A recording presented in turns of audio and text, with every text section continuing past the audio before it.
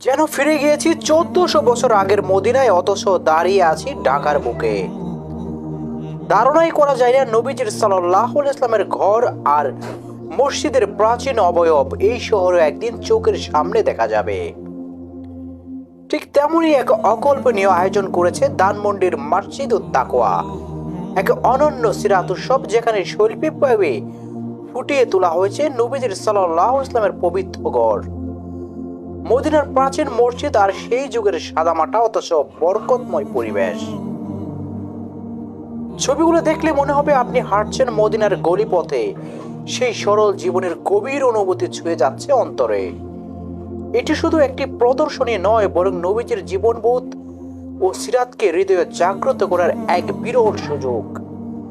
হয়তো বাংলাদেশে এই প্রথমবারের মতো এতটা হৃদয়গ্রাহী ও ঐতিহাসিক সিরাত উৎসবের সাক্ষী হচ্ছে ঢাকার মানুষ।